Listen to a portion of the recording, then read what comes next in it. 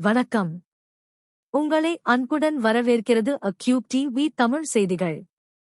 இன்றைய முக்கிய செய்திகள்: தமிழ்நாட்டு செய்திகள், தேசிய செய்திகள், சர்வதேச செய்திகள்.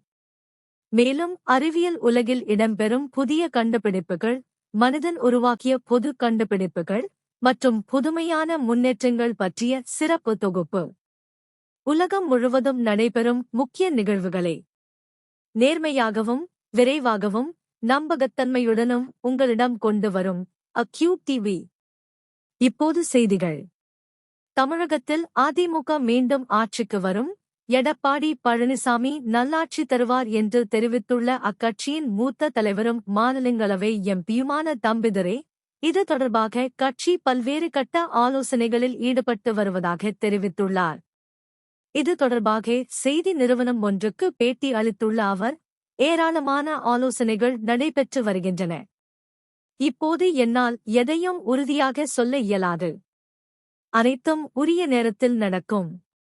நல்லதே நடக்கும் என்று நாங்கள் நம்புகிறோம். எனது கட்சி, எனது தலைவர் மீண்டும் ஆட்சிக்கு வருவார். தமிழக அரசியலில் பரபரப்பான சூழல் நிலவி வரும் நிலையில் த.வே.க. தலைவர் விஜய் இன்று மாலை கவர்னரை சந்திக்க உள்ளார். ஆட்சி அமைப்பதற்கான பெரும்பான்மை ஆதரவை நிரூபிக்க தேவையான எம்.எல்.ஏக்களின் ஆதரவு கடிதங்களை சமர்ப்பிக்குமாறு கவர்னர் கேட்டிருந்ததாக தகவல்கள் வெளியாகியுள்ளன. இதையடுத்து கூட்டணி கட்சிகளுடன் தீவிர ஆலோசனையில் ஈடுபட்டுள்ள த.வே.க. ஆட்சி அமைப்பதற்கான அடுத்த கட்ட நடவடிக்கைகளை வேகப்படுத்தியுள்ளது. இந்த சந்திப்பு தமிழக அரசியலில் முக்கிய திருப்பமாக பார்க்கப்படுகிறது. விஜய்க்கு கவர்னர் ஆட்சி அமைக்க அழைப்பு விடுப்பாரா, அல்லது சட்டசபையில் பெரும்பான்மையை நிரூபிக்க கூடுதல் அவகாசம் வழங்கப்படுமா என்ற கேள்விகள் அரசியல் வட்டாரத்தில் எழுந்துள்ளன. தமிழகத்தில் +2 பொதுத் தேர்வு முடிவுகள் இன்று அதிகாரப்பூர்வமாக வெளியிடப்பட்டுள்ளன. இந்த ஆண்டு நடைபெற்ற தேர்வில் மொத்தமாக 95.20% மாணவர்கள் தேர்ச்சி பெற்றுள்ளனர். கடந்த ஆண்டுடன் ஒப்பிடும்போது தேர்ச்சி விகிதம் அதிகரித்துள்ளதாக கல்வித்துறை தெரிவித்துள்ளது. மாவட்ட வாரியாக பார்க்கும்போது ஈரோடு மாவட்டம் மாநில அளவில் முதலிடம் பிடித்துள்ளது. மாணவிகளின் தேர்ச்சி விகிதம் மாணவர்களை விட அதிகமாக பதிவாகியுள்ளது. மேலும் மாணவர்கள் தங்களது தேர்வு முடிவுகளை இணையதளம் மற்றும் வாட்ஸ்அப் சேவை மூலமாகவும் எளிதாக அறிந்து கொள்ள ஏற்பாடுகள் செய்யப்பட்டுள்ளன. இந்த தேர்வு முடிவுகள் மாணவர்கள் மற்றும் பெற்றோர்களிடையே மகிழ்ச்சியையும் எதிர்கால கல்வி திட்டங்கள் குறித்த எதிர்பார்ப்பையும் ஏற்படுத்தியுள்ளது. தமிழக அரசியலில் முக்கிய முன்னேற்றமாக தமிழக வெற்றிக்கழகம் ஆட்சியமைக்க இந்திய கம்யூனிஸ்ட் கட்சி நிபந்தனையற்ற ஆதரவை அறிவித்துள்ளது. இந்த ஆதரவு தொடர்பாக வெளியிடப்பட்ட தகவலின்படி, மாநில அரசியல் சூழ்நிலையை கருத்தில் கொண்டு மக்கள் நலனுக்காக இந்த முடிவு எடுக்கப்பட்டதாக கூறப்படுகிறது. த.வே.க. தலைமையுடன் நடைபெற்ற ஆலோசனைகளுக்கு பிறகு ஆட்சியமைப்பதற்கான முயற்சிக்கு முழுமையான ஒத்துழைப்பை வழங்க இந்திய கம்யூனிஸ்ட் கட்சி தயாராக இருப்பதாகவும் தெரிவிக்கப்பட்டுள்ளது. இந்த அறிவிப்பு தமிழக அரசியலில் புதிய கூட்டணி கணக்குகளை உருவாக்கியுள்ளதுடன் அடுத்த கட்ட அரசியல் நகர்வுகள் குறித்து பெரும் எதிர்பார்ப்பை ஏற்படுத்தியுள்ளது. தமிழகத்தில் புதிய அரசு அமைப்பதில் அரசியல் பரபரப்பு தொடர்ந்து நீடித்து வருகிறது. சட்டசபை தேர்தலில் எந்த கட்சிக்கும் தனிப்பெரும்பான்மை கிடைக்காத நிலையில் ஆட்சியமைப்பதற்கான அடுத்த கட்ட நடவடிக்கைகள் தீவிரமாக கவனிக்கப்படுகின்றன. இந்த நிலையில் 118 எம்.எல்.ஏக்களின் ஆதரவை நிரூபிக்கும் தரப்புக்கு அரசு அமைக்க அழைப்பு விடுக்கப்படும் என்று ஆளுநர் மாளிகை மீண்டும் உறுதிப்படுத்தியுள்ளது. தேர்தல் முடிவுகளின்படி தமிழக வெற்றிக்கழகம் 108 தொகுதிகளில் வெற்றி பெற்றுள்ளது. திமுக கூட்டணி 74 இடங்களிலும், அதிமுக கூட்டணி 57 தொகுதிகளிலும் வெற்றி கண்டுள்ளது. இதனால் பெரும்பான்மையை பெற கூட்டணி மற்றும் ஆதரவு அரசியல் முக்கியத்துவம் பெற்றுள்ள நிலையில் அடுத்த சில நாட்கள் தமிழக அரசியலில் முக்கியமானதாக பார்க்கப்படுகின்றன. நீலகிரி மாவட்டத்தின் முக்கிய சுற்றுலா நகரமான ஊட்டியில் இன்று நாய் கண்காட்சி கோலாகலமாக தொடங்கியுள்ளது. இந்த கண்காட்சியில் இந்தியா மற்றும் வெளிநாடுகளைச் சேர்ந்த பல்வேறு இனங்களைக் கொண்ட 55 வகை நாய்கள் பங்கேற்றுள்ளன. மொத்தமாக 435 நாய்கள் இந்த நிகழ்ச்சியில் இடம்பெற்றுள்ளன என்பது குறிப்பிடத்தக்கது. அழகு போட்டி, கட்டுப்பாட்டு திறன், நடைப்போட்டி உள்ளிட்ட பல்வேறு பிரிவுகளில் நாய்கள் தங்களது திறமைகளை வெளிப்படுத்த உள்ளன. சுற்றுலா பயணிகள் மற்றும் நாய் பிரியர்களை கவரும் வகையில் இந்த நிகழ்ச்சி சிறப்பாக ஏற்பாடு செய்யப்பட்டுள்ளதாக அதிகாரிகள் தெரிவித்துள்ளனர். ஊட்டியின் கோடை விழா நிகழ்ச்சிகளில் முக்கிய அம்சமாக பார்க்கப்படும் இந்த நாய் கண்காட்சி பொதுமக்களிடையே பெரும் வரவேற்பை பெற்றுள்ளது. தமிழ்நாடு வேளாண் பல்கலைக்கழகத்தில் புதிய கல்வியாண்டுக்கான மாணவர் சேர்க்கை விண்ணப்பங்கள் தொடங்கப்பட்டுள்ளன. வேளாண்மை மற்றும் அதனை சார்ந்த பல்வேறு பட்ட படிப்புகளில் சேர விரும்பும் மாணவர்கள் வரும் ஜூன் 8ஆம் தேதி வரை ஆன்லைன் மூலம் விண்ணப்பிக்கலாம் என்று அறிவிக்கப்பட்டுள்ளது. மாணவர்களின் மதிப்பெண் அடிப்படையில் சேர்க்கை நடைபெறும் என்றும், விண்ணப்பிக்கும் முன் தேவையான ஆவணங்களை தயார் நிலையில் வைத்திருக்க வேண்டும் என்றும் அதிகாரிகள் தெரிவித்துள்ளனர்.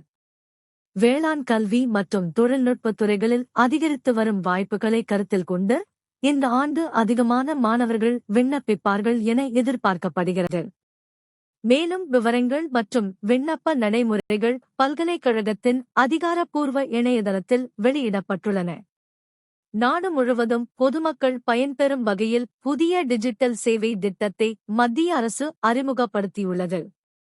இந்த திட்டத்தின் மூலம் அரசு சேவைகள் அனைத்தும் ஒரே ஆன்லைன் தளத்தில் எளிதாக கிடைக்க ஏற்பாடுகள் செய்யப்பட்டுள்ளதாக அதிகாரிகள் தெரிவித்துள்ளனர்.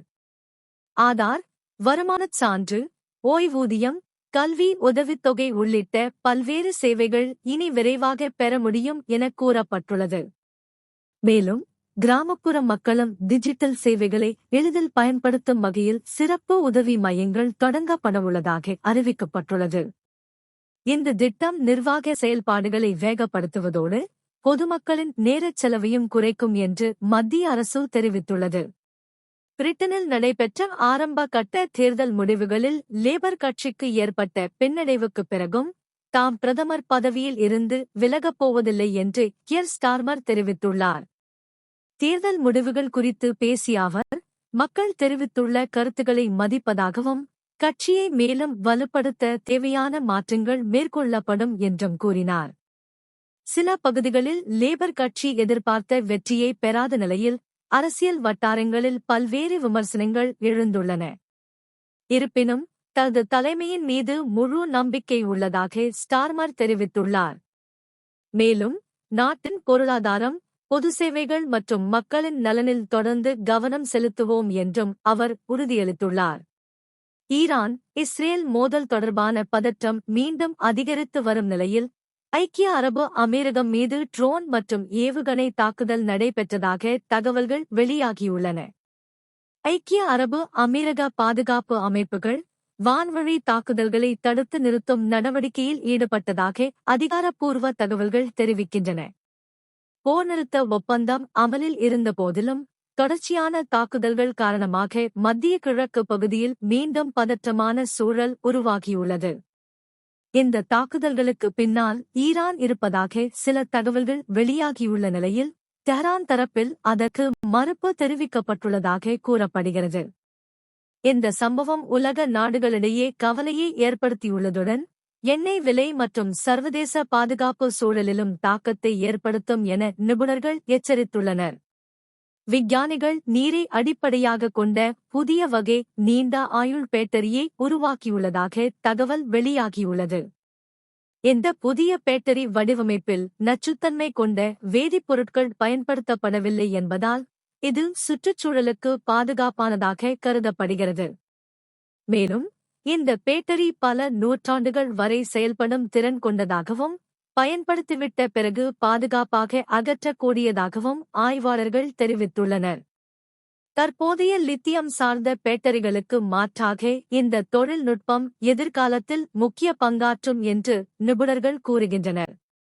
சுற்றுச்சூழல் பாதுகாப்பு, நீண்டகால மின்சார சேமிப்பு மற்றும் பாதுகாப்பான ஆற்றல் தொழில்நுட்ப வளர்ச்சியில் இந்த கண்டுபிடிப்பு முக்கிய முன்னேற்றமாக பார்க்கப்படுகிறது.